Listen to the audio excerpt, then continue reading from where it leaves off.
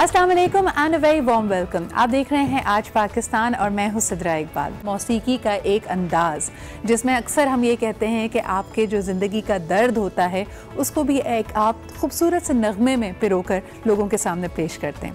Blues एक बड़ा ही important genre माना जाता है और ख़ास तौर पे अभी रिसेंटली जब मैंने अपना इंस्टाग्राम पे I do this question answer round sometimes कि एक आध घंटा निकाल लिया तो आपके सवालात के जवाब दिए जाएँ, तो किसी एक शख्स ने मुझसे ये ज़रूर पूछा था कि आपके ख़्याल में ज़िंदगी क्या है। भाई मेरे नज़दीक ज़िंदगी एक नगमे की तरह है। कभी कभार आपको इसके बोल, इसका उतार चढ़ाव, इसकी मौसीकी पसंद नहीं आ रही होती और आपके पीछे वाकई वो एक गमगीन किस्म का म्यूज़िक चल रहा होता है, लेकिन if you just pay attention there is always going to be rhythm in that beat, और उसी के अंदर से आपने अपने लिए खुशियाँ तलाश करनी है। बहुत सारे ऐसे सिंगर्स हैं, ऐसे वाक़यात हैं, ऐसा म्यूज़िक है, ऐसी मूवीज़ हैं जो हमारे लिए हम उससे रिलेट कुछ अजीब ही अंदाज में कर जाते हैं, और चाहे कितना भी अरसा क्यों ना गुजर जाए वो हमारे लिए वही इमोशंस इवोक करते हैं। कुछ लोगों का ये भी मानना है, साइंटिस्ट कहते हैं कि मौसीकी, विजुअल्स और साथ साथ खुशबुएँ, यानी आपकी जो सूंघने की हिस्स है, इसकी वजह से भी आपको बहुत सारी यादें आपके जहन में सिमट कर आ सकती हैं। इनको हम बड़े अरसे से देख रहे हैं, माशाल्लाह शी स्टार्टेड ऑफ यंग। इसी तरह हम देखते हैं कि इंडिया के साथ एक कोलैबोरेटिव रियलिटी शो था, म्यूज़िकल कंपटीशन था, छोटे उस्ताद, उसमें भी पाकिस्तान को रिप्रेजेंट किया, और अब माशाल्लाह as established singer she is doing so well, singing songs for movies, for drama serials, यानी जो OSTs उसके होते हैं। आज हमारे साथ मौजूद हैं रोज़मेरी। अस्सलाम वालेकुम। वालेकुम अस्सलाम। So good to have you here. I think तुमसे मेरी आखिरी मुलाकात कोई 5-6 साल पहले हुई होगी। 5-6 साल पहले नहीं, लास्ट ईयर हुई थी। लास्ट ईयर हुई थी? Yes. You were so young, you were singing. हम तो तुम्हें उस वक्त से देखते हैं। लास्ट ईयर हुई थी एक लाइव शो पे, एक लाइव शो पे। I think 14th अगस्त या 6 सितंबर। Oh yes. लेकिन तुम्हारा दिल चाहता है रोज़मेरी, जब हम बात कर रहे होते हैं मुख्तलिफ गानों के हवाले से, तो पाकिस्तान में 2-3 किस्म के गाने ज़्यादा मशहूर हैं। एक तो मुझे लगता है कि बहुत सारे लोगों का दिल टूटा हुआ है तो सैड सॉन्ग्स बहुत सुनते हैं। ब्रेकअप सॉन्ग्स तो इतने होते हैं और हर आर्टिस्ट ऐसा लगता है मशहूर ही अपने ब्रेकअप सॉन्ग्स होते हैं। आई थिंक पाकिस्तानी ऑडियंस को ज़्यादा जो स्लो म्यूज़िक है मुझे लगता है वो ज़्यादा पसंद है। शायद इसकी वजह ये भी है कि हमारे यहाँ अब उस तरह से कॉन्सर्ट्स या परफॉर्मेंसेस नहीं होती, तो आप म्यूज़िक एक आपका सोलो शौक बन के रह गया कि आप घर पे कोई अच्छा सा म्यूज़िक या गाड़ी में कहीं आप जा रहे हैं लॉन्ग ड्राइव पे, तो आपको स्लो म्यूज़िक आई थिंक लोग ज़्यादा प्रेफर करते हैं। और साथ में इसके अलावा जो हम कहते हैं कि पेट्रियाटिक सॉन्ग्स, तो हमने कोई पेट्रियाटिक सॉन्ग खुद गाया या कवर्स ही किए? ज़्यादातर कवर्स मैंने ज़्यादातर किए हैं, और मेरी कोशिश है कि इन फ्यूचर में ज़रूर बनाऊँ पेट्रियाटिक सॉन्ग्स भी, और क्योंकि मुल्क, अपने मुल्क के लिए तो करना जितना भी कर सकें वो कम है। और अगर जो कवर्स तुम करती हो, जो पेट्रियाटिक सॉन्ग्स हैं, उसमें तुम्हारा फेवरेट गाना कौन सा है जिसको हमेशा तुम गाते हुए समझती हो कि मुझे इसमें बहुत ज़्यादा इमोशनल फीलिंग होती है? आई थिंक दैट इज़ चांद मेरी ज़मीन। वो मुझे बहुत emotionally, like I literally you know overwhelm by that song, तो मुझे थोड़ा सा बाकी सॉन्ग से ज़्यादा वो थोड़ा सा ज़्यादा इमोशनल लगता है। अच्छा रोज़मेरी, मुझे बताओ कि आपने क्योंकि सिंगिंग एक बहुत यंग एज से शुरू की और उस वक्त आप कवर्स गा रहे थे, हमारे यहाँ बच्चों के गाने भी होते हैं, लेकिन हम अक्सर मैं देखती होती थी कि जो तुम गाने गा रही होती थी, जिन इमोशंस का उसमें जिक्र होता है, उससे एक बच्चे को तो उसके बारे में नहीं पता होता, तो उस वक्त तुम्हारा ज़्यादा फोकस सिंगिंग की टेक्निकलिटी पे होता था या लफ्ज़ समझ आते थे, इमोशन समझ आता था? आई थिंक मैं 7 साल की उम्र से गाना शुरू किया था, और आते ही मैंने आई थिंक 7 साल की उम्र से घर पे गाया ट्रैक्स पर। My father used to you know bring so many tracks and karaokes, और उस कंप्यूटर में डाल के उसको माइक पे गाना, उस पर रिहर्सल करना। इमोशंस का तो उस वक्त बिल्कुल भी अंदाज़ा नहीं था। तो बस जो जैसा जिस सिंगर ने गा दिया वैसा मुझे उसको उसी तरह गाने की कोशिश, उसकी रेंज को समझ के उसको बस वैसा ही अपनाने, उस तरह निभाने की कोशिश की। शुरू से ही म्यूज़िक की समझ तो थी। तो इमोशंस तो अब जाके, जो मैं पहले गाने गाती थी वो मैं सुनती हूँ तो कहती हूँ ये है। तो काफ़ी अच्छा वो भी एक्सपीरियंस रहा, और मैंने स्टार्ट किया था PTV से, जैसे हमारे सब आर्टिस्ट करते हैं, PTV से स्टार्ट किया था मैंने। फन टाइम शो था PTV पे, एक सलमान अलवी साहब होस्ट करते थे उसको, और हम हर एपिसोड में नए गाने बच्चों के बनाते थे। It was a kids show, her episode में नए गाने बनाते थे, तो वो भी धुनें मुझे आज तक याद हैं। तो आई थिंक वो एक बहुत ही अच्छा टाइम था। और अगर मैं कहूँ कि माशाल्लाह तुमने तमाम ही सिंगर्स के कवर्स अटेम्प्ट किए हैं, कौन सा सिंगर बहुत मुश्किल है? यानी कुछ जैसे क्लासिक्स की अगर हम बात करें, मैडम नूरजहां के गाने या इवन नाहिद अख्तर साहिबा के गाने बहुत मुश्किल लगते हैं यंग सिंगर्स को। तुम्हारे लिए सबसे मुश्किल क्या था? ऑनेस्टली सही मुझे नहीं मुश्किल लगा कुछ भी, क्योंकि मुझे आदत थी बचपन से ही कि ये सिंगर को देख के या उसको कॉपी करने की कोशिश, पर नॉट स्पेसिफिकली उनका वोकल कॉपी करने की, पर the way they used to sing, मतलब उनकी टेक्निक्स कॉपी करना उनका थोड़ा सा। तो आई थिंक वो मुझे कभी मुश्किल नहीं रहा। प्लस मेरी क्लासिकल ट्रेनिंग भी साथ साथ रही थी, तो आई थिंक मुझे उतनी प्रॉब्लम नहीं हुई। पर फिर भी हमारे जो लेजेंड्स हैं उनको गाना आई थिंक बहुत एक मुश्किल काम है। पर ऑब्वियसली हम जितने भी राइजिंग सिंगर्स हैं वो सिर्फ कोशिश ही कर सकते हैं, वैसा कोई भी नहीं गा सकता। बिफोर वी लीव, अगर हमारे नाज़रीन को कोई अच्छा सा नगमा वो ज़रूर हमें सुना। ओके। वतन की मिट्टी गवाह रहना, गवाह रहना, वतन की मिट्टी अजीम है तू, अजीम तर हम बना रहे हैं, गवाह रहना, वतन की मिट्टी गवाह रहना, गवाह रहना। And welcome back. हमारे साथ मौजूद है मुनव्वर और मुजफ्फर। बहुत बहुत शुक्रिया आपके यहाँ होने का। और हम आपको टेलीविज़न स्क्रीन पर तो देखते रहते हैं, और अक्सर मैं तो आपकी ट्रिक्स देख के यही सोच रही होती हूँ ये पॉसिबल हुआ कैसे। तो आज मेरा मकसद तो ये है कि कोई ना कोई ये ट्रिक्स का जो सीक्रेट है ना वो मैजिक रिवील भी हो जाए आपके सामने। अब लेट्स सी कि आप ताउन करते हैं या नहीं करते मेरे साथ। बिल्कुल ताउन करेंगे, आपको सिखाएंगे भी। ज़बरदस्त। तो मैं कुछ कार्ड्स देख रही हूँ यहाँ पे। मैंने सोचा क्लोजअप की किसी ट्रिक से स्टार्ट करते हैं ना, फिर उसकी। वैसे तो हमारी फील्ड जो है स्टेज मैजिक की है, बिग स्टफ की है। अच्छा वैसे ज़्यादातर ट्रिक्स तो कंप्लीट पैक के साथ होती हैं, लेकिन मेरी पर्सनल फेवरेट ट्रिक्स वो हैं जिनमें कम कार्ड्स यूज होते हैं। सिंपलिसिटी है ना इसके अंदर, और जिसमें कार्ड को याद भी ना करना पड़े। ठीक है ना। तो जैसे कि मेरे पास ये 1, 2, 3 और 4 कार्ड्स हैं। 4 कार्ड। अच्छा, ये जो 4 कार्ड्स मैंने काउंट किए हैं, इसमें एक सीक्रेट मूव है। वो मूव कुछ इस तरह से है। जैसे ही मैं इस तरह से करता हूँ, तो पहले जब मैंने काउंट किया था, यकीनन आपको उस वक्त ये इक्का नहीं दिखाई दिया होगा। ये सीधा हो गया? हाँ बिल्कुल ऐसा ही हुआ है। अच्छा, ये आपको पहले क्यों नहीं दिखाई दिया? क्योंकि यहाँ मेरे 3 मददगार हैं। ये जो जोकर्स आप देख रही है ना, ये आपको डिस्ट्रैक्ट करते हैं।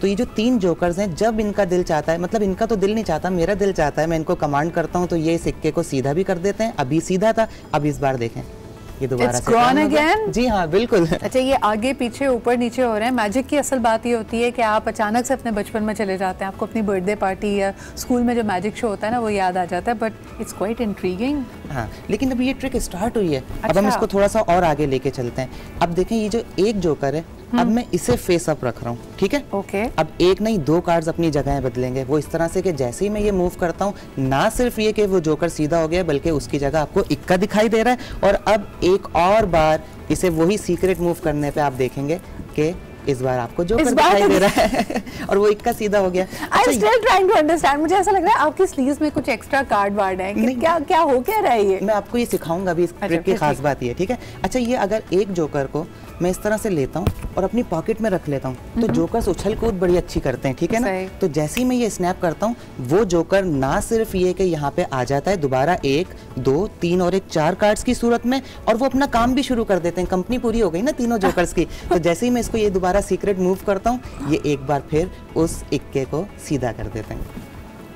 मैं आपको बताता हूँ इसमें राज क्या है। इसमें सबसे पहला राज ये है कि मेरे पास एक इजाफी इक्का मौजूद है। मैं आपकी मुलाकात करवाता हूँ। ये रहा वो इजाफी इक्का। अच्छा, इसके अलावा मेरे पास एक एक्स्ट्रा कार्ड भी मौजूद है। वो ये रहा एक्स्ट्रा कार्ड। और तो मेरे पास एक खुफिया मददगार भी है। ये रहा खुफिया मददगार। ठीक है। अच्छा, इन सब से अगर हम हट जाएं कुछ देर के लिए, तो मेरे पास मार्क कार्ड भी है।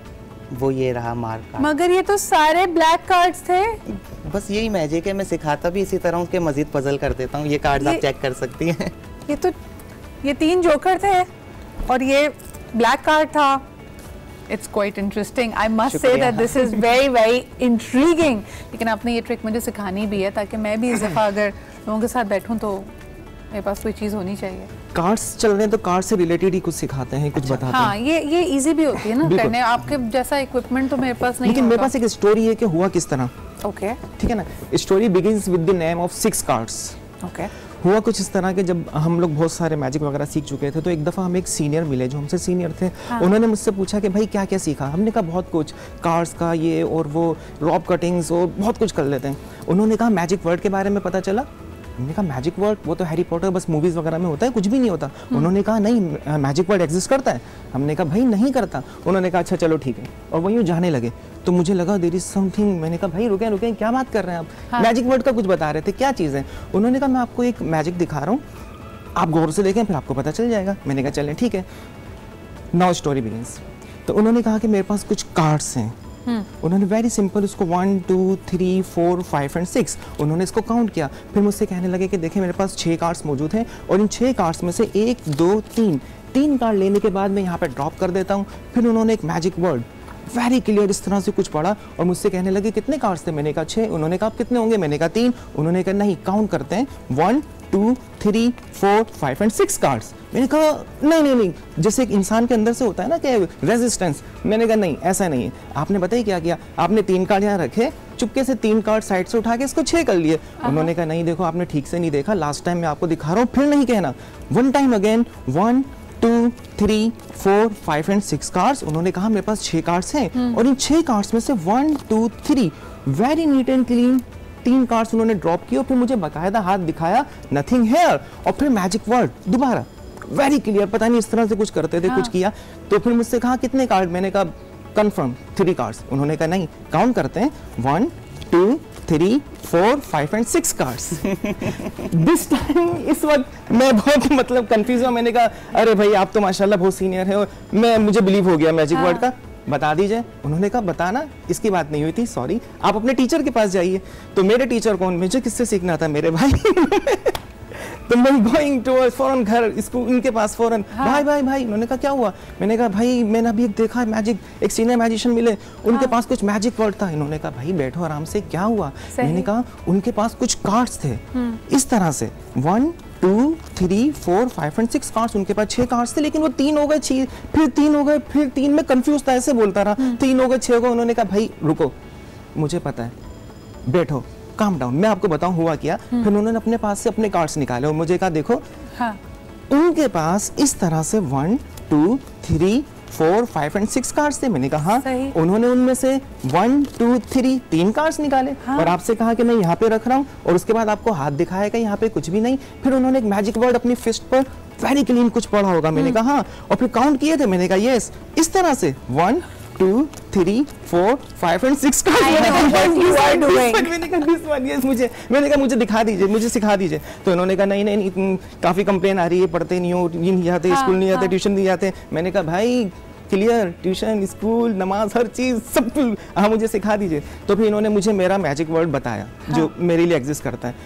तो are you ready for my show? Yes. Okay now at this time I have some cards here, let's count. I have 1 2 3 4 5 and 6 cards. 6 cards हमारे पास मौजूद हैं और इन 6 कार्ड्स में से दोबारा 1 2 3 1 2 3 and again nothing here and I am going to count. लेकिन इससे पहले मुझे मैजिक वर्ड पढ़ना है। And now at this time I have 1 2 3 4 5 and 6 card and that was the 6th card. ठीक, I think you have enjoyed. मेरा सिर्फ एक सवाल है, ये जो ट्रिक होती है ये सिर्फ कार्ड्स पे हो सकती है? मैं तो सोच रही थी आपको 5000 के 6 नोट दे देते हैं। जबरदस्त सी एक टेबल रखी हुई है और उसके ऊपर एक बॉक्स भी है। आपके जहन में कुछ और चल रहा है मुझे लग रहा है। हाँ, इसमें क्या होने वाला है? वैसे तो हम स्टेज मैजिक हमारी शनाख्त है ना जी। तो मैं चाहूंगा कि आप मुझे इस ट्रिक के लिए असिस्ट कीजिए। ओके रेडी जी। अच्छा मैं आपसे ये दरख्वास्त करूंगा कि ये एक सिरा थामिएगा। ओके बहुत शुक्रिया आपका। ये दूसरा सिरा भी थामिएगा। इसमें थोड़ा सा करीब आ जाए। इसमें से कुछ निकलेगा? नहीं, इसमें से कुछ भी नहीं निकलेगा, लेकिन जो कुछ भी है वो बड़ा खास है। अच्छा अब आपकी तमाम तर तवज्जो यहाँ सेंटर पे होनी चाहिए। बॉक्स, ये टेबल आपको रिस्पॉन्ड करेगी। ओके। ओह माय गॉड, ये हवा में मुअल्लक है इस वक्त ये टेबल। अच्छा ये दोनों से कुछ नहीं है। हाँ बिल्कुल कुछ भी नहीं, अगर आप नीचे देखें तो सिर्फ मुझको देख पाएंगी। अब आप ये दोनों सिरे छोड़िएगा। ओके, बहुत शुक्रिया, आपने मुझे इस ट्रिक के लिए असिस्ट किया। मेरे पास आपके लिए गिफ्ट है, ये लीजिएगा। Thank you so much. ये अभी तक हवा में बैठिएगा, ये टेबल आउट ऑफ कंट्रोल। हाँ बिल्कुल, इसका ऐसा ही कुछ मोड है। अच्छा। Nothing here. वाओ,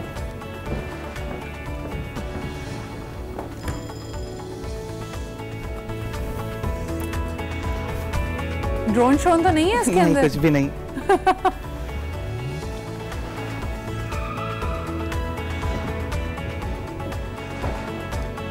टेबल आपके पास आना चाह रही थी। नहीं, इसको वहीं रखें, इससे मुझे काफी डर लग रहा है। Thank you so much, but it was a great trick. Thank you very much. हुनैन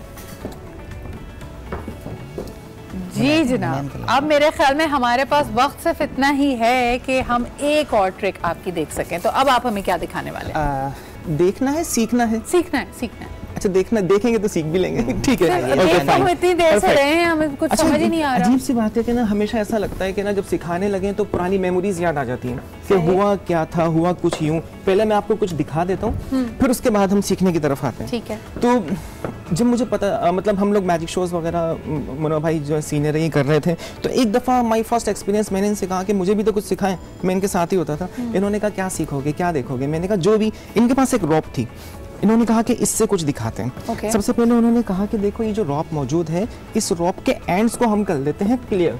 तो इस तरह से उन्होंने इसको क्लियर किया। फिर मुझसे कहा कि देखो, चेक कर लेते हैं, ये मुकम्मल तौर पर ओरिजिनल रॉप है, means there is no any cut, there is no any कोई जॉइंट, कुछ भी नहीं है। मैंने कहा बिल्कुल ठीक है, इट्स ओके, परफेक्ट, फाइन। उन्होंने कहा चलें अब शुरू करते हैं ना। तो इस रॉप को हम यहाँ से लेते हैं मिडिल से और इसको करते हैं कट। उन्होंने इसको वेरी नीट एंड क्लीन यहाँ से लेने के बाद कट किया और फिर मुझसे कहने लगे कि इसको काउंट करते हैं। तो मैंने इसको काउंट किया, 1 2 3 एंड 4। इन्होंने कहा कि नहीं, ठीक से करना चाहिए, 1 2 3 एंड 4, बिल्कुल इस तरह से। मैंने कहा ठीक है, परफेक्ट है। कहने लगे अब बताओ क्या ये जुड़ जाएगी? मैंने कहा मुझे तो नहीं लगता कि ये जुड़ सकती है। तो इन्होंने इसको अपनी फिस्ट के अंदर इस तरह से बंद किया और बंद करने के बाद का एक तो मैं अक्सर भूल जाता हूँ magic move, I think shuffling था ना, मिक्सिंग। उन्होंने इसको अपनी फिस्ट के अंदर बंद किया, इसको शफल किया, इसको मिक्स किया और पता ही क्या हुआ, इनकी रॉप पहले की तरह दोबारा से जुड़ चुकी थी। Very good. अच्छा, आपने क्लैपिंग्स की तो मुझे दोबारा याद आया। अच्छा। मेमोरीज रिकॉल हो रही है ना। मैंने बिल्कुल इस तरह से क्लैपिंग्स की थी। ओके। तो भाई ने मुझसे कहा कि क्लैपिंग्स क्यों? मैंने कहा भाई ये तो बहुत अच्छा मैजिक, मुझे तो बहुत पसंद आया, वेरी नाइस। उन्होंने कहा ये मैजिक था ही नहीं, मैजिक तो अब शुरू होगा। वन टाइम अगेन उन्होंने वेरी नीट एंड क्लीन इस रॉप को दोबारा से लिया और उसके बाद again cut, one time, then again 2 times, 3 times, 4 times, 5 times and 6 times. How many times? 6 times। यानी अच्छी तरह हमें यकीन हो गया कि अब ये 2 टुकड़े हो चुकी है। और यकीन के साथ साथ हमारे पास यहाँ पर इतने सारे पीसेस भी मौजूद हैं ना। सही। तो 6 times इन्होंने इस रॉप को कट किया और फिर मुझसे कहने लगे अब बताएं क्या ये जुड़ सकती है? मैंने कहा भाई इम्पॉसिबल, अब कैसे हो सकता है? तो इन्होंने दोबारा से इसको अपनी फिस्ट के अंदर इनक्लोज किया और उसके बाद शफलिंग मूव किया एंड देन इसको पकड़िएगा and here and now again we have complete rope. The साबुत rope again. अब ये सिखाएं भाई, ये तो हमने देख लिया ना। आप आ जाए, आप आइए, सिखाओ ना। अरे आप आइए, मैं सिखाऊं? आप सिखाएं। ये इतनी सारी कटिंग के बावजूद ये रोप जुड़ कैसे जाती है? मैं सिखाता हूँ। अब ये इस रस्सी के हमें 2 पीसेस इसलिए चाहिए होंगे कि आप कुछ देर के लिए आप मेरी स्टूडेंट हैं। ओके, बिल्कुल। पहला काम तो ये कि जब मैं आपसे कैंची मांगू तो मुझे दीजिएगा, ठीक है? अब मैं इसके 2 बराबर से पीसेस कर रहा हूँ, एक आपका होगा और एक मेरा होगा। आप मुझे इस जानिब ज्वाइन कीजिएगा, ठीक है? तो ये हमने इसको कट कर दिया, ठीक है? सही। 1 2 3 और 1 4, 1 2 3 एंड 4, बिल्कुल क्लियर। अब इनमें से एक पीस आपका, एक मेरा। ये क्या हुआ है? थोड़ा सा up oh and down sorry, हो गया। ये मैं तवक्का नहीं कर रहा था। ये एक्स्ट्रा पीस कट कीजिएगा, हो जाता है। असल में अब मैं ये ट्रिक्स नहीं करता। अब तो बड़े बड़े बॉक्सेस होते हैं, फैंसी शो गर्ल्स होती हैं, असिस्टेंट्स होते हैं, लाइट्स होती हैं। बारह इन 2 ये कट नहीं किया था आपने, सॉरी मैं उजलत में था, मैंने आपसे शायद जल्दी रस्सी ले ली। आइए एक्स्ट्रा पीस कट कर दीजिए। जी जी। माजरत में आपको बिल्कुल भी तकलीफ नहीं देना चाह रहा था। अच्छा, इन 2 पीसेस में से एक, ये आपने अभी भी नहीं कट किया, ये एक्स्ट्रा पीस कट कीजिएगा ना। हाँ हाँ, अब मैंने देख लिया आपने वाकई कट किया। तो एक नजर मैडम पे, एक नजर मुझ पे, एक नजर दोनों पीसेस। हाँ, छोटे को छोटा कर दिया आपने। मजे नहीं। हाँ, तो 1 सेकंड रुक जाए, ये सारी रस्सी खर्च होने वाली है, रुक जाए। इसको शुरू से करते हैं, शायद मैं ही कुछ पजल हो गया हूँ। Okay.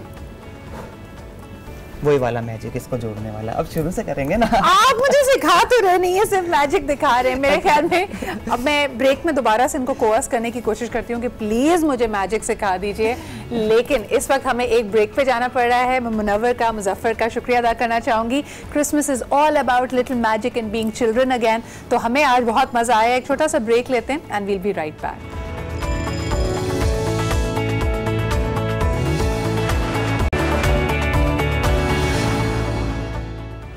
Welcome back after the break. मुस्कुराहटें बिखेर रही हैं ये मैजिक ट्रिक्स, और यकीनन जब भी हम मैजिक की बात करते हैं तो अपना बचपन याद आता है जब हर चीज़ मैजिकल थी। ज़रा सी बात पे भी ऐसा लगता था पता नहीं ये कैसे होता है। लॉजिक और साइंस इन सब चीज़ों की इतनी आगे ही नहीं थी। अगर हम अपने इर्द गिर्द भी देखते हैं तो पाकिस्तान में आबादी के तनासुब में बच्चों का नंबर बहुत ज़्यादा है, लेकिन इन बच्चों से इनका बचपन छिन जाता है, क्योंकि हमारे यहाँ आबादी में जब आप एक घराने की तरफ देखें तो बहुत सारे बच्चे होते हैं, और यकीनन ये असर करता है उनकी क्वालिटी ऑफ लाइफ पे भी कि उनको क्या सेहत के मौके मैसर हैं, हेल्थ केयर उनकी कैसी है, तालीम उनकी कैसी है, रोज़गार आगे बढ़कर उनको कैसा मिलेगा। So quality of life is a critical issue, और पाकिस्तान की तेज़ी से बढ़ती हुई आबादी हम सब के लिए एक फ़िक्र अंगेज़ बात होनी चाहिए। इसी हवाले से हमने देखा कि आला तरीन सतह पे हुकूमती इजलास किया गया नेशनल सिम्पोजियम पे, और आपको ये जान के हैरत होगी कि 1960s में यानी 1960 की दिहाई से ही इस हवाले से बात की जा रही थी, जब इस पूरे खित्ते में किसी को भी ये एहसास नहीं था कि बढ़ती हुई आबादी कितना बड़ा एक प्रॉब्लम बन सकती है, एक चैलेंज बन सकती है रियासत के लिए। लेकिन फिर पता नहीं क्या हुआ कि कुछ दिहाइयों में हमारा ये मैसेज डाइल्यूट हो गया, और आज आप एक एक्सप्लोजन के तौर पे देखते हैं हमारी पॉपुलेशन को। अगर इसी रफ्तार से आबादी बढ़ती रही तो हमारे ऑलरेडी फ्रैजिल सिस्टम, जिसमें सेहत का निज़ाम है, तालीम का निज़ाम है, तमाम चीज़ों पे बोझ बढ़ता ही चला जाएगा। लेकिन अगर हम सिर्फ साइंटिफिक फैक्ट्स एंड फिगर्स की बात करते हैं तो ये बात हमारे दिलों पे कम असर लगती है। आइए इन्हीं फैक्ट्स एंड फिगर्स पे मबनी आपको एक छोटी सी डॉक्यूमेंट्री दिखाते हैं, जिससे असल में जो इसके हकायक हैं, जो इसकी ज़मीनी हकायक हैं, वो आपके सामने उजागर होंगे। Let's take a look at that. जी, तो आप देख रहे थे ये रिपोर्ट, और इसमें बहुत सारी बातें मेरे ख्याल में दिल पे असर करने वाली हैं, खुसूसन जो नेशनल नैरेटिव है, यानी इसके बारे में अगर आगे ही की मुहिम चलाई जाए तो उस मुहिम का मैसेज क्या होगा। कई तरह से हमारे यहाँ कल्चरल बैरियर्स भी हैं, स्टिग्मा भी है, कुछ ऐसे इश्यूज़ हैं जिस पे हम बात करना नहीं चाहते। ये वो तमाम इश्यूज़ हैं जो हम आज के प्रोग्राम में टैकल करने की कोशिश करेंगे। मेरे पास एक बहुत ही एक्सपर्ट एंड इंसाइटफुल पैनल मौजूद होगा, लेकिन एक छोटा सा break and then we'll be right back.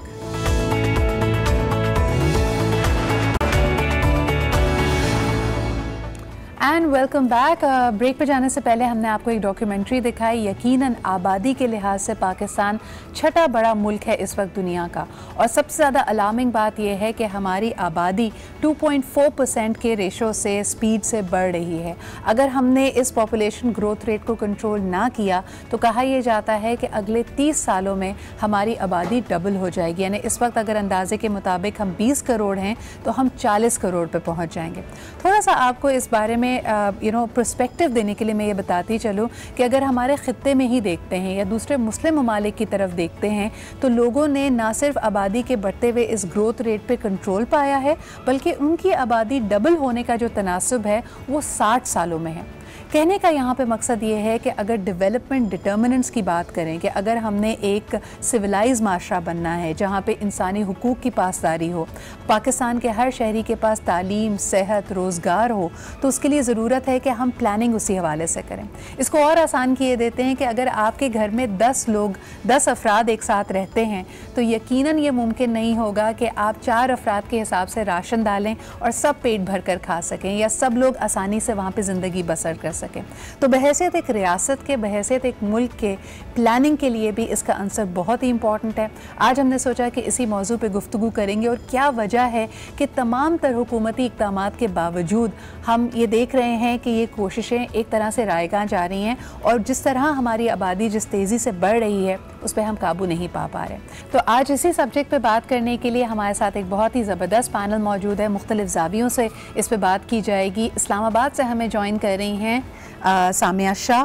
She is the project director of population council. बहुत बहुत शुक्रिया सामिया हमें ज्वाइन करने का। आपसे मुलाकात मेरी नेशनल सिंपोजियम पे ही हुई थी और आज भी आपसे जानेंगे कि क्या कुछ किया जा रहा है हुकूमती सतह पर। फिर दूसरा एक इसका जो बहुत ही इम्पोर्टेंट पहलू निकलता है वो पाकिस्तान में एक दीनी और शरई तरीके से भी अगर इस मसले पे सोच विचार किया जाए कि क्या हमारे पास रहनुमाई मौजूद है शरीयत की तरफ से, दीन की तरफ से, किस तरह फैमिली लाइफ को गुजारा जाए, किस तरह फैमिलीज़ को प्लान किया जाए। इसी हवाले से आज हमने यहाँ पे दावत दी है फरहाना उवैस साहिबा को। रिसर्च स्कॉलर हैं, दीन के मामलात पे हमारी रहनुमाई करेंगी। बहुत बहुत शुक्रिया फरहाना आपा यहाँ पे मौजूद होने का।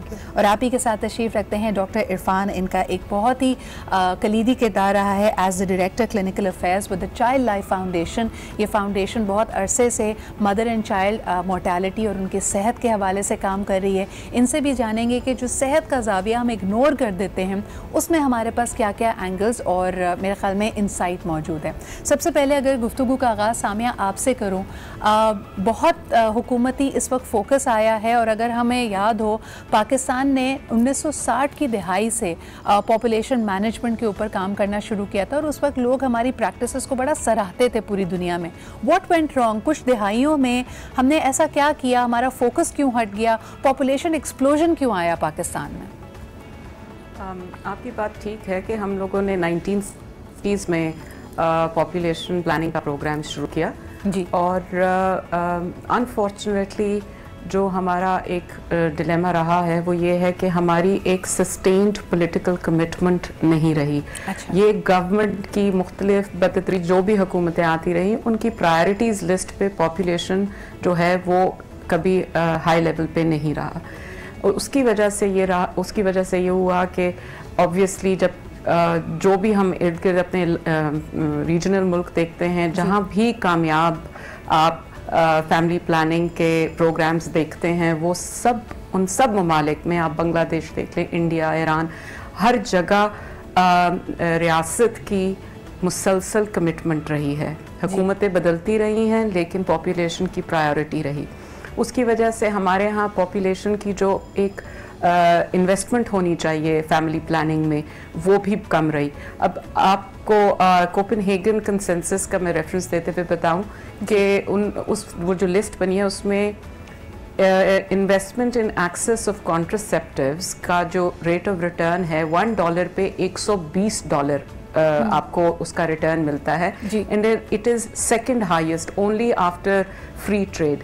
तो ये इस किस्म की जो आप कह लें तरजीहात रही हैं हमारी नेशनल लेवल पे, उसकी वजह से ये हमेशा पॉपुलेशन जो है हुकूमत के एजेंडे से स्लिप होता रहा। लेकिन अभी आपने सिंपोजियम का जिक्र किया, उसके आप बहुत कामयाब सिंपोजियम रहा। चीफ जस्टिस साहब के सुओ मोटो के बाद प्राइम मिनिस्टर आए और उन्होंने पॉपुलेशन के ऊपर कमिटमेंट दी और जो उन्होंने एक बहुत इंपॉर्टेंट एंगल उठाया कि population is not just about limiting the number of children, it's actually about it's a bigger issue। ये आपकी एक ख़ानदान की तरक्की और एक मुल्क की तरक्की के जो बिगर पिक्चर है उसके अंदर फैमिली प्लानिंग का बहुत कलीदी रोल है। बिल्कुल आप सही कह रही हैं, बल्कि यहाँ पे जिस तरह का फोकस वापस आया है और उसमें सबसे बड़े जो मेरे ख्याल में जिसका नुकसान हो रहा है वो मदर एंड चाइल्ड की हेल्थ के हवाले से भी, कि ना सिर्फ ये कि हमारी तेज़ी से आबादी बढ़ रही है बल्कि यहाँ पे डॉक्टर इरफान को मैं इंक्लूड करना चाहूँगी। डॉक्टर साहब,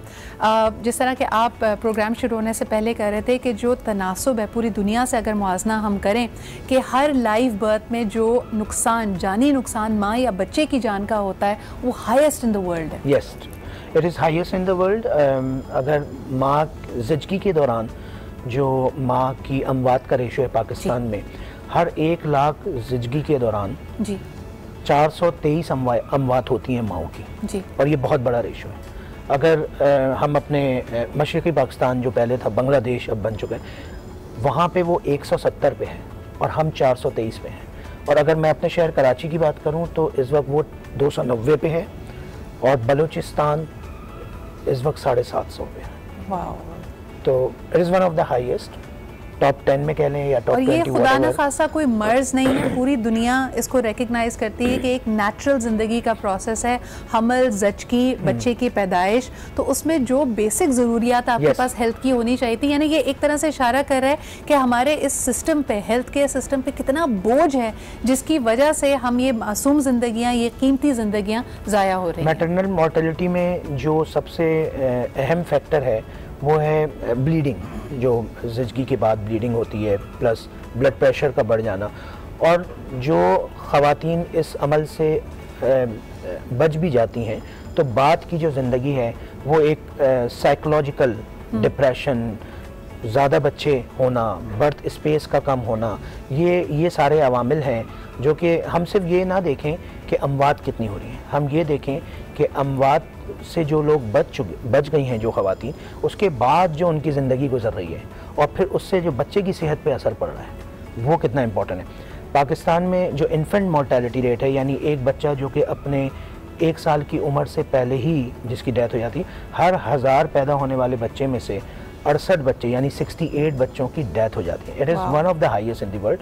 और जो पैदा होने वाला बच्चा है पाकिस्तान में, जो हर 22वां बच्चा पैदा होता है और बदकिस्मती से वो एक्सपायर हो जाता है। आई थिंक ये सिर्फ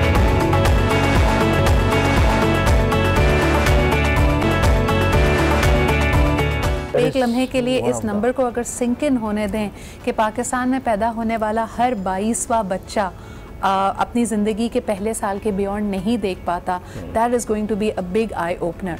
अब यहाँ पे सवाल ये पैदा होता है कि दीन हमारी कैसे रहनुमाई कर रहा है और ये इस प्रोसेस को हमने कितना मेरे ख्याल में ट्रिवियल बना दिया है।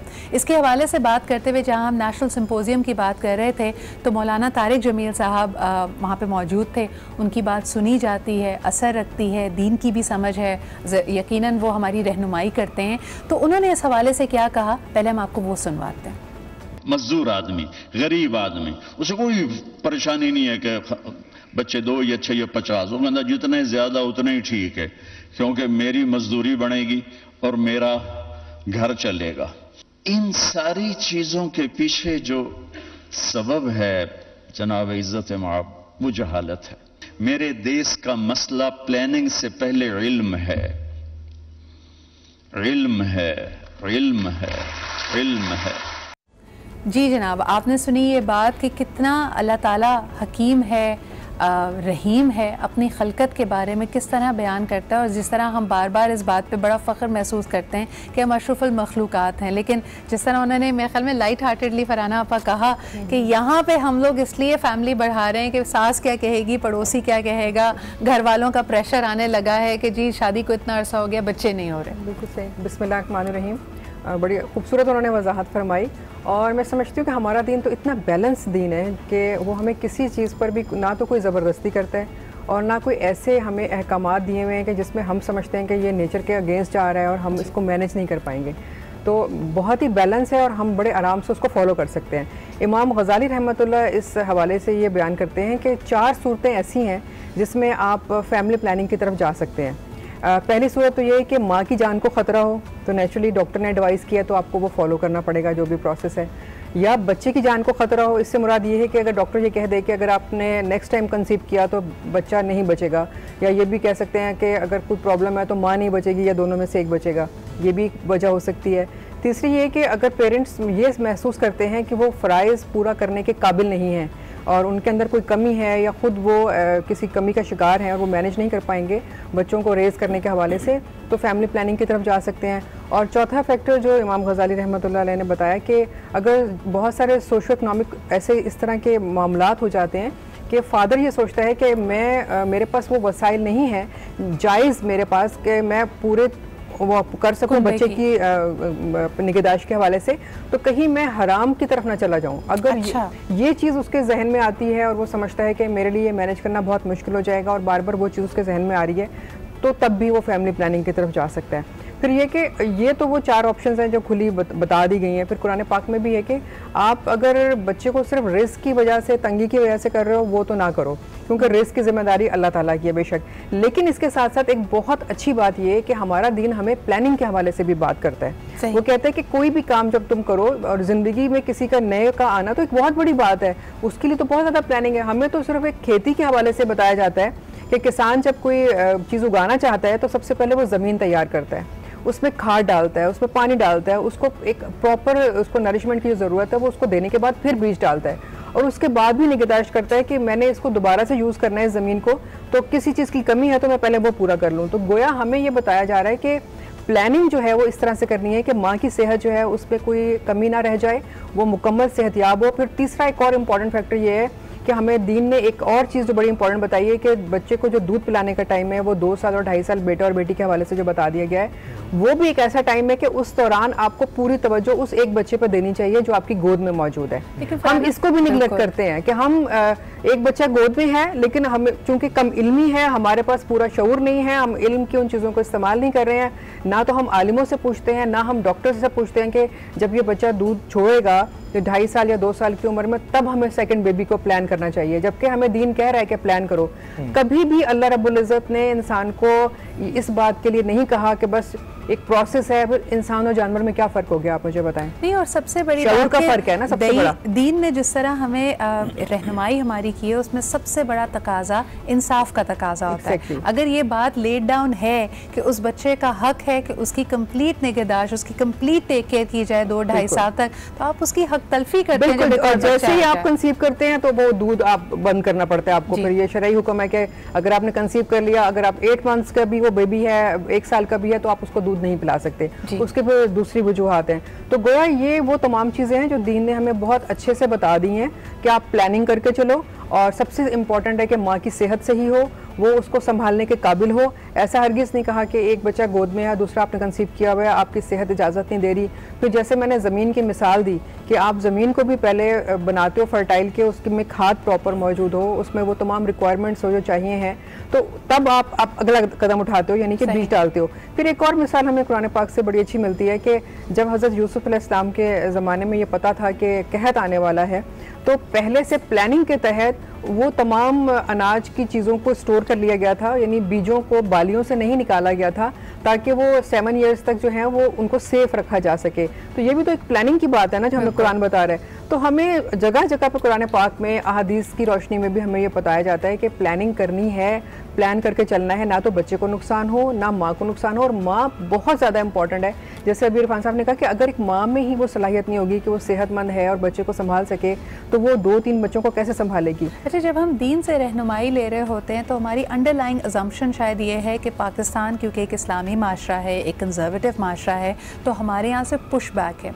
लेकिन अब जो लेटेस्ट फिगर्स हमारे पास आते हैं, just to give you a reflection of society कि ये इंपॉर्टेंट सब्जेक्ट कितना है, आपको ये बताती चलूँ, फिर इसकी मज़ीद मैं तफसील आपको बाद में बताऊँगी कि 90 लाख अगर प्रेगनेंसीज़ हर साल पाकिस्तान में होती हैं, तो उसमें से 40 लाख प्रेगनेंसीज़, एक बहुत बड़ा नंबर है, almost half number, 40 lakh pregnancies unwanted हैं। यानी ये वो कपल्स हैं जो ये बच्चे नहीं चाहते थे, लेकिन एक्सीडेंटली प्रेगनेंसी पॉजिटिव हो गई है। इस बारे में बात करेंगे एक छोटे से ब्रेक के बाद।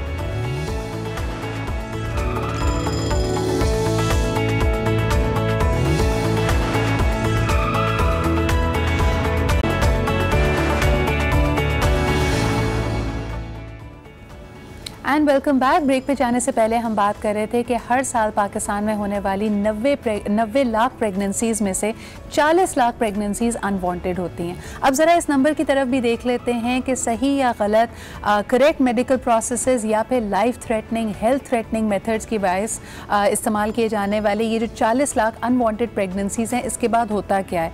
22 लाख का नंबर हमारे सामने आया है जो लोग फिर इंड्यूस करवाते हैं अबॉर्शन। अब उसके अंदर क्या सहूलियात हैं, किस किस्म की उनके पास मेडिकल केयर की एक्सेस मौजूद है, लेकिन ये नंबर हमारे सामने आया है। इन 40 लाख में से 14 लाख बच्चे फिर आपकी आबादी में शामिल होते हैं, यानी उनकी लाइफ बर्थ्स होती है, लेकिन तकरीबन 4 लाख अमवात भी वाक़ होती हैं, चाहे उसमें बच्चे की मौत वाक़ हो जाती है या फिर वालदा की मौत वाक़ हो जाती है। तो ये वो तमाम कीमती जानें हैं जिनको बचाया जा सकता है, जिनकी क्वालिटी ऑफ लाइफ बेहतर हो सकती है। सवाल एक और यहाँ पे पैदा होता है, जिस तरह सामिया अभी बात कर रही थी हुकूमती इक़दामात के हवाले से। 18वीं तरमीम के बाद हम जानते हैं कि अब ये मामला सूबाई हुकूमतों के अंडर आता है, पॉपुलेशन वेलफेयर का मामला। क्या इसने हुकूमत के इस नस्बुल ऐन को, इस alarming rate of population growth को कंट्रोल करना ज़्यादा मुश्किल बना दिया है? सामिया, आप क्या कहेंगी कि जो हुकूमती इक़दामात हैं अब वो फ्रिजल आउट हो गए, यानी सूबाई हुकूमतें अपने अपने तरीके से उसको करती हैं, या आप उनमें वो कोऑर्डिनेशन और वो कैपेसिटी देखती हैं कि इस मसले पे काबू पाया जा सकता है? सिद्रा, ये पॉपुलेशन वेलफेयर डिपार्टमेंट या फैमिली प्लानिंग के हवाले से एक्चुअली जो मेजर इशू है अक्रॉस ऑल प्रोविंसेस, वो ये है कि सर्विस प्रोविजन, यानी कि फैमिली प्लानिंग की सहूलियात और मालूमात मुहैया करना जो है, इसके लिए स्ट्रक्चरल रिफॉर्म्स की ज़रूरत है, और वो चारों सूबों में ही ज़रूरत है। और अब तो 18वीं तरमीम के बाद शुरू में ऑब्वियसली जब ये और भी डिपार्टमेंट जब डिवॉल्व हुए तो इश्यूज थे, but I since then things have improved. और जो स्ट्रक्चरल रिफॉर्म्स हैं उसमें जो एक सबसे ज़्यादा चीज़ जो इम्पोर्टेंट है वो ये है कि आप देखें कि इस वक्त हमारी कितनी 208 मिलियन के करीब आबादी है। पॉपुलेशन वेलफेयर सेंटर्स जो हैं वो तकरीबन पूरे होंगे तकरीबन 3000 प्लस के करीब अक्रॉस पाकिस्तान। और जो हमारी हेल्थ फैसिलिटीज़ हैं वो ये सहूलियात फराहम ही नहीं कर रही, जो कि तकरीबन 18,000 के करीब हैं। तो अगर सारे सूबे जो हैं अपने जो हेल्थ डिपार्टमेंट्स हैं, अगर उनका जो एसेंशियल सर्विसेज का पैकेज है, अगर उसमें वो फैमिली प्लानिंग की सहूलियात भी शामिल कर दें तो से आप देखिए कि एक्सेस में एकदम कितना इजाफा हो जाएगा। बिल्कुल। सामिया, यहाँ पे ये पूछना चाहूँगी कि जो आपने जिक्र किया कि जो हेल्थ केयर सर्विसेज हैं और पॉपुलेशन प्लानिंग सर्विसेज जो हैं, क्योंकि ये अलग अलग एक तरह से ढांचे इनके बने हुए हैं, अलग बिल्डिंग्स में होते हैं या अलग क्लिनिक्स होते हैं, तो आप समझती हैं कि एक जिस तरह स्टिग्मेटाइज्ड है, हमारे यहाँ शर्म का भी पहलू है, लोग बिल्कुल बाकायदा पॉपुलेशन मैनेजमेंट सर्विसेज के लिए अलग एक इदारे में जाना मेरे ख्याल में थोड़ा सा स्टिग्मेटाइज्ड है और उसको अच्छा मायूब समझते हैं, अच्छा नहीं समझते। बिल्कुल, उनको आम लोगों को झिझक महसूस होती है। देखिए ना, आप हेल्थ फैसिलिटी पे आप खांसी ज़ुकाम उसके लिए भी जाते हैं, बच्चे की पैदाइश के लिए जाते हैं। ये एक बहुत लॉस्ट अपॉर्चुनिटी है कि जहाँ बच्चे की पैदाइश के फ़ौरन बाद कॉन्ट्रासेप्टिव्स के बारे में काउंसलिंग और सहूलियात मुहैया करने का एक विंडो हम उसका एडवांटेज ही नहीं ले रहे। और ये है कि PWD के जो वेलफेयर सेंटर्स हैं वो से सुबह 10 से 2 बजे तक खुले होते हैं। वहाँ पे उस वक्त औरतों की आपको पता है मोबिलिटी का इशू होता है। इस वक्त अक्सर मर्द हज़रात काम कर रहे होते हैं, ख़वातीन अपने हस्बैंड्स के बगैर वहाँ जा नहीं सकती। तो अगर ईरान की एग्जाम्पल आप देख लें, उनका जो उनका one of the fastest fertility decline था उनका, जब 80s में जब दहाई में उन्होंने शुरू किया, उसमें उन्होंने जो अपनी सेहत की सहूलियात जो कि down at the grass root थी वो, और जो उनकी door to door service delivery थी, जो कि हमारी लेडी हेल्थ वर्कर्स जो कि जिनका ओरिजिनल मैंडेट ये था, वो उन्होंने कामयाबी से उन्होंने अपना पॉपुलेशन प्लानिंग का एब्सोल्युटली सामिया, बल्कि हमें पूरी दुनिया में कई ऐसी मिसालें भी मिलती हैं कि जहां दूर दराज अगर इलाके, कोई ऐसे कस्बे हैं जो लिंक्ड नहीं हैं, तो जहां हम बात करते हैं यहाँ पे ड्रोन्स की, ड्रोन को इस्तेमाल किया जाता है वहाँ पे कॉन्ट्रासेप्टिव्स पहुँचाने के लिए भी। तो यानी people are thinking of very innovative out of the box ideas. Pakistan में भी इसकी गुंजाइश मौजूद है, लेकिन अब तो हम कुछ बेसिक मामलात पे ही इस वक्त हम बात कर रहे हैं। अच्छा, एक नेशनल सिम्पोजियम में मैंने देखा डॉक्टर साहब के एक जो इशू लोगों का सामने आया कि कल्चरल जो हमारे बैरियर्स हैं, मौलाना तारिक साहब ने भी इसकी तरफ इशारा किया कि हम सोशल प्रेशर्स में पड़ जाते हैं। यंग कपल की अभी शादी नहीं हुई होती तो फैमिलीज़ की तरफ से एवरीबडी स्टार्ट्स आस्किंग जी साल गुजर गया, how come you don't have a baby.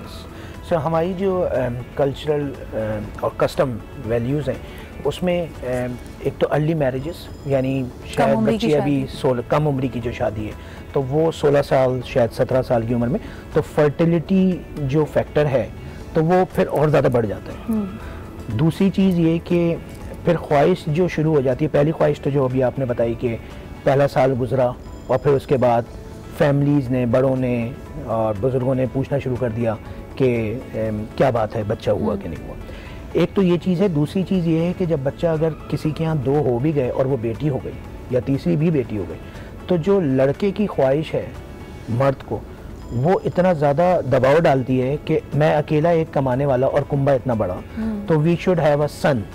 तो बच्चे की, लड़के की जो ख्वाहिश है वो मज़ीद बच्चे पैदा कराती है, यानी हर साल बर्थ स्पेस कम हो जाती है। इस वजह से इस कोशिश में बर्थ स्पेस कम हो जाती है। जब बर्थ स्पेस कम होती है तो माँ की सेहत पे जो फ़र्क पड़ता है, जिसकी वजह से मैंने मैटरनल मोर्टेलिटी का रेट डिस्कस किया आपसे, साथ साथ वो बच्चा जो कि फरहाना ने कहा कि 2 साल तक, तो कुरान में लिखा हुआ है कि आप जो है वो अपने बच्चे को माँ का दूध पिलाते रहना है।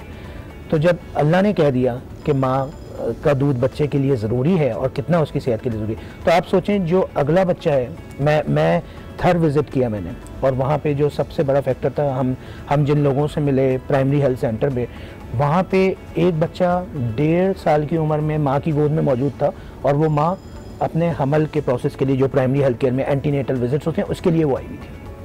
यानी अगला बच्चा यानी इतनी स्पेसिंग कम थी। अच्छा, आपने जिस तरफ इशारा किया कम उम्री की शादी और यकीनन जो ख्वाहिश होती है औलाद नरीना की, और यूजुअली देखा ये गया है कि मर्द हजरात या उनकी फैमिलीज़ की तरफ से ये ज़्यादा ख्वाहिश है, क्योंकि एक हमारे यहाँ कल्चरल नॉर्म है कि जी ख़ानदान का नाम आगे उससे बढ़ेगा, बेटा होना बहुत ज़रूरी है। फरहाना आपा, इस पर अगर डिस्प्यूट हो, यानी जो कपल है उसमें हस्बैंड एंड वाइफ दोनों एक तरह से ना सोच रहे हो, एक तरफ से प्रेशर हो कि नहीं जी बेटा चाहिए, तो दीन हमारी कैसे रहनुमाई करता है? ऐसी सूरत हाल में किस तरह काउंसलिंग या मुफाहमत पॉसिबल है? देखिए, दीन तो मैंने आपको कहा ना इतना सिंपल है कि हम उसकी तरफ जाते नहीं हैं, लेकिन उसमें हर मामले का हल मौजूद है, हर मसले का हल। अगर बीवी जो है वो रिलेक्टेंट है तो शौहर को थोड़ा उससे ताउन करना चाहिए या पूछना चाहिए कि रीज़न क्या है, लेकिन उसकी ख्वाहिश को मुकद्दम रखना चाहिए।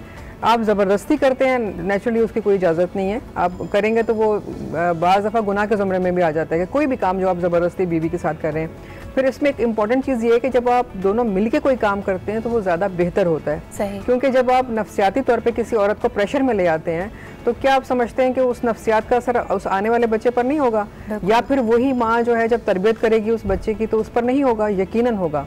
तो जो काम खुशी से किया जाए, मोहब्बत से किया जाए, उसके रिजल्ट और होते हैं। वो उसमें औलाद भी आपको अच्छी मिलेगी, वो भी खुशबाश नज़र आएगी आपको, और माँ जो है वो अच्छे तरीके से हेल्दी वे में उसको परवान चढ़ाएगी, उसकी परवरिश करेगी, तो दोनों सूरतों में फ़ायदा फिर बाप का ही होगा। आप देखें कि अभी हमने थोड़ी देर पहले जो डॉक्यूमेंट्री प्ले की उसमें एक खातून ये कहती हैं कि मुझे डॉक्टर ने कहा कि मेरी सेहत को, मेरी जान को ख़तरा है, मैंने आके अपने हस्बैंड से डिस्कस किया तो उसने कहा नहीं कुछ नहीं होता।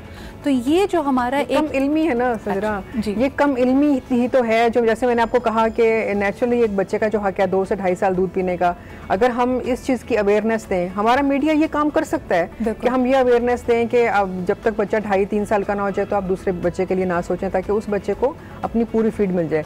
ये तमाम लोग अच्छी तरह जानते हैं कि जो बच्चे माँ का दूध पीते हैं तो हम जो बेसिक बच्चों को जो इंजेक्शन लगाते हैं, वैक्सीनेशन जो होती है बच्चों की, तो उनको वो प्रॉब्लम होती नहीं है उन बच्चों को जिन्होंने माँ का दूध पिया हुआ होता है। अच्छा, अगर ये वाले इश्यूज़ हम थोड़े से और घर के करीब ले आए, यानी सिर्फ इन पे हम तज्जिया पेश ना कर रहे हो बल्कि इनको वाकई अपने घर, अपने ख़ानदान की कहानी तसव्वुर करें, तो सामिया हमारे सामने जो रवैयों की बात आती है, यानी एक अगर ख़ातून है और उसकी एक बहू है और एक बेटी है, बहू जाहिर सी बात है बेटे की वाइफ है और बेटी भी शादीशुदा है, तो उसका रवैया दोनों की तरफ मुख्तलिफ क्यों होता है? अक्सर हमने ये देखा है कि ये बातें अगर हम शर्म की भी बात करें, झिझक की भी बात करें, समझाने वाली घर के बुजुर्गों की हैं, लेकिन ये जो डिमांड फैक्टर, ये प्रेशर फैक्टर जो आता है अक्सर हमारे यहाँ मदर्स इन लॉ की तरफ से ही आ रहा होता है। इस पे आप क्या कहेंगी?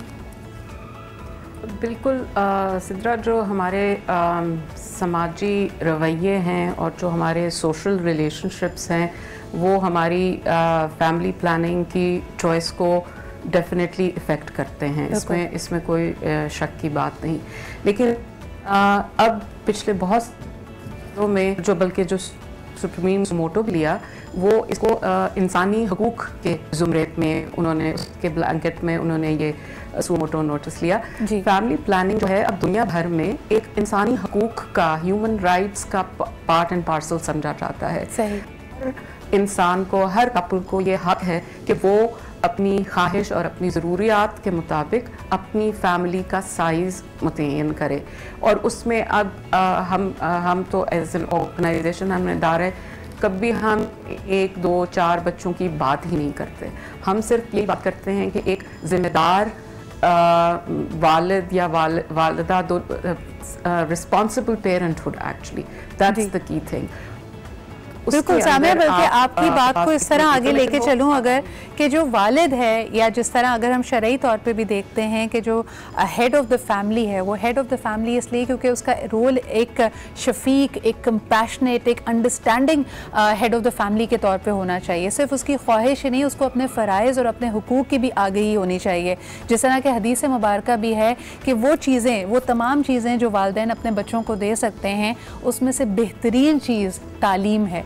तो आप ये भी सोचिए कि जो आने वाली ज़िंदगी है उसको, ठीक है आपने कहा रिज़्क़ का वादा अल्लाह ने किया, लेकिन क्या आप उसको वो क्वालिटी ऑफ लाइफ, वो सहूलियात, वो तालीम और तरबियत दे सकते हैं जो उसका हक है? इसी पॉइंट पे एक छोटा सा ब्रेक लेते हैं। Will be right back and will continue this discussion.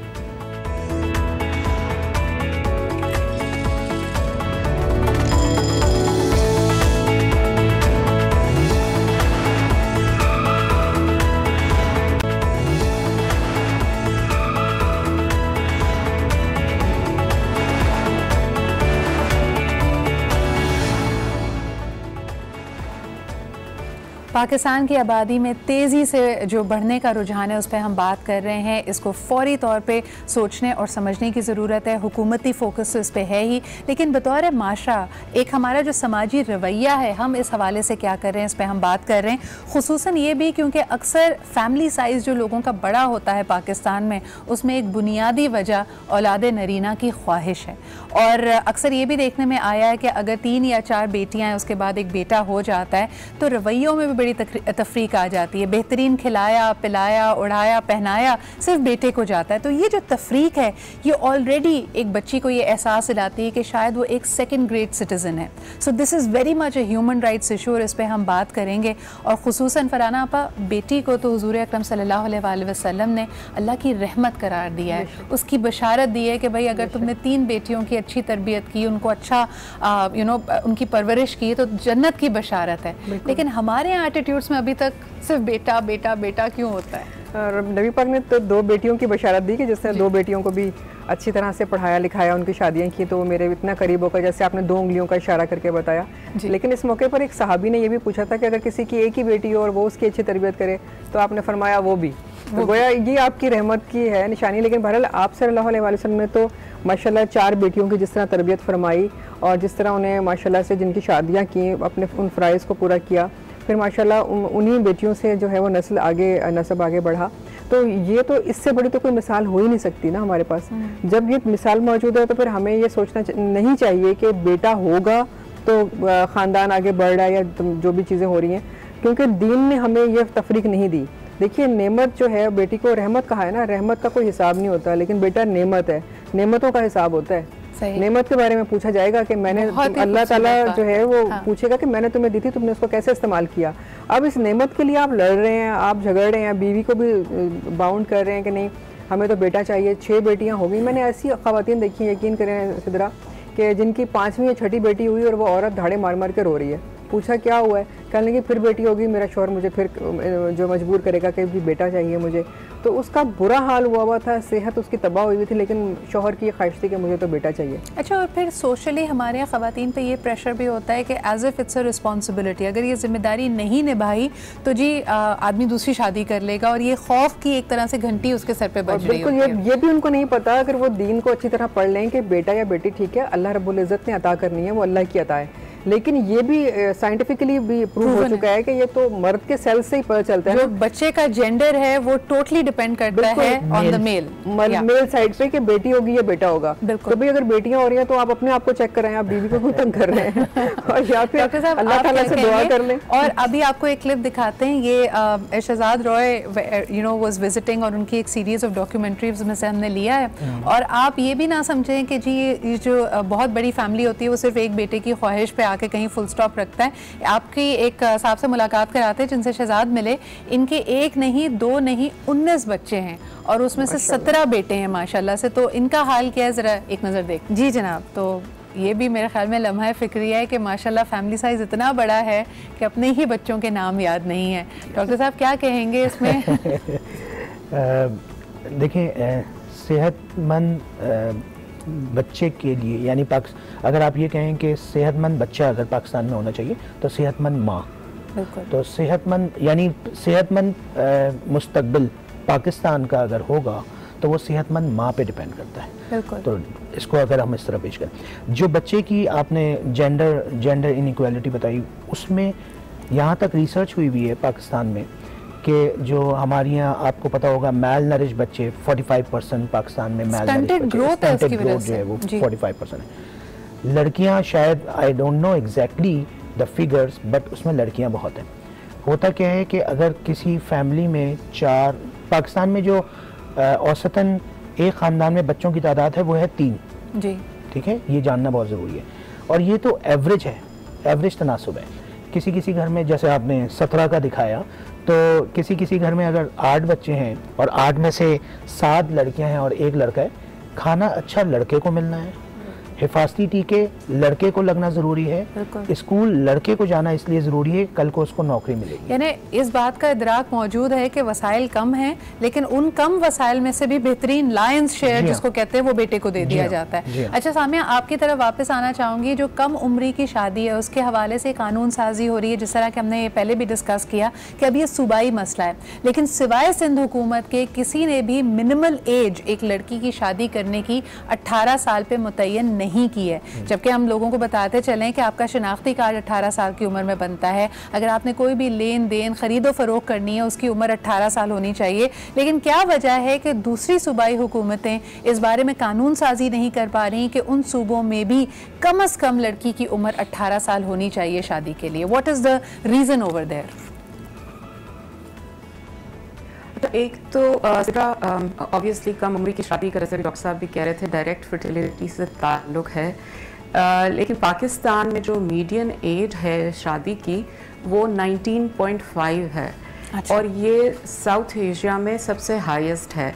India 19 है, बांग्लादेश प्रॉबेबली 15 या 17, इस तरह करके वो हमसे, उनकी मतलब हम लोग इस सेंस में हमारी एवरेज जो है वो काफ़ी बेहतर है। सही। तो इसमें जो एक बहुत ज़रूरी उनसर आ जाता है वो ये है कि इन यंग लोगों की, जो कि 19.5 भी काफ़ी यंग एज है, इन बच्चे और बच्चियों की काउंसलिंग की जाए, इनको फैमिली प्लानिंग के बारे में बताया जाए। और इसका एक जो भी सुप्रीम कोर्ट ने टास्क फोर्स बनाई थी उसकी एक क्लियर रिकमेंडेशन ये है कि निकाह रजिस्ट्रेशन के वक्त फैमिली प्लानिंग काउंसलिंग जो है वो मैंडेटरी की जाए, ताकि ये जो यंग कपल्स हैं ये एक इन्फॉर्म्ड चॉइस कर सकें और अपनी फैमिली का साइज़ और बच्चों के दरमियान बर्थ स्पेसिंग का फैसला वो एक आगाही के साथ और एक नॉलेजेबल तरीके के साथ कर सके।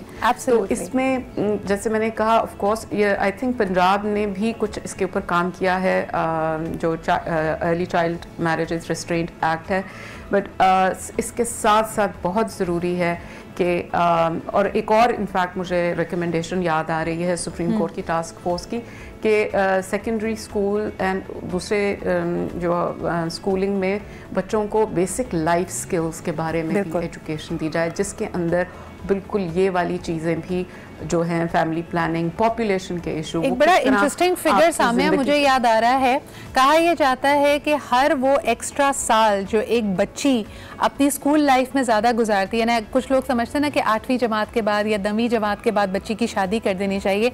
एवरी एक्स्ट्रा ईयर जो वो अपनी ज़िंदगी का स्कूल में ज़्यादा गुजारती है, उसकी लाइफ एक्सपेक्टेंसी में 5 साल मज़ीद ऐड कर देते हैं। यानी क्योंकि उसकी शादी नहीं होगी, उसको हेल्थ प्रॉब्लम्स नहीं होंगी, बाकी उसके साथ मसाइल नहीं होंगे, तो ये एक अंदाज़ा है लोगों का। और यही इसी तरह की मेरे ख्याल में इंडिकेशन उसकी अपनी अर्निंग पावर पे भी जाती है कि अगर वो 1 साल और पढ़ लेगी तो शायद उसके पास ज़िंदगी गुजारने के जी और CPR कॉन्ट्रासेप्टिव प्रेवलेंस रेट जैसे जैसे एजुकेशन लेवल बढ़ता है, CPR कॉन्ट्रासेप्शन का इस्तेमाल, ख़ानदानी मनसूबाबंदी के तरीक़ों का इस्तेमाल भी बढ़ता जाता है। और दूसरी बात जो जहाँ सहूलियात हम बात कर रहे थे कि वेयर हैव वी फेल्ड, एक तो ऑब्वियसली जो मैंने अभी बात की कि हमें स्ट्रक्चरल रिफॉर्म्स की ज़रूरत है, सहूलियात बेहतर तरीके से फराहम करने की। जो लोग चाहते हैं वो भी नहीं कर पाते क्योंकि उनके पास सहूलियात नहीं है। और दूसरा ये कि गर्ल्स एजुकेशन में इन्वेस्ट किया जाए। एक CPR की मैंने आपसे बात की, और दूसरा उनकी एम्प्लॉयबिलिटी, उनकी नौकरी करने के जो मौके हैं वो उनकी एजुकेशन के साथ बढ़ते हैं। Thank you so much Samia for sharing these recommendations of the task force with us. ये बहुत ही अहम मौजू है और हमेशा की तरह जब भी ऐसा कोई इंपॉर्टेंट इशू हम उठाते हैं, सकता है वक्त बहुत कम होता है हमारे पास, लेकिन बहुत बहुत शुक्रिया हमारे साथ मौजूद होने का और इन तमाम इशूज़ को उजागर करने का। डॉक्टर इरफान का भी, फरहाना वैस साहिबा का भी मैं शुक्रिया अदा करना चाहूँगी। देखें, आबादी का मसला जब तक हम एक फैक्ट, फिगर, नंबर तक मुहित रखेंगे तो ऐसा लगता है कि ये आपका और मेरा मसला नहीं है। और वाकई जिनके पास वसाइल महदूद हैं, आप अमूमन देखेंगे उनके घर में 2 या 3 बच्चे ही आपको पाए जाते हैं। लेकिन ओवरऑल बहैसियत एक माशरा अगर हम चीज़ों की तरफ एक नज़र डालेंगे तो हमें एहसास होगा कि हमें कहाँ कहाँ बेहतरी की गुंजाइश मौजूद है। दीन भी, शरई तौर पर भी, कॉन्स्टिट्यूशन भी, रियासत भी हमारी रहनुमाई कर रही है, but you and I have to really step up our game. इसी के साथ मुझे यानी सिद्रा को इजाज़त दीजिए, आपसे फिर मुलाकात होगी। खुदा हाफिज़।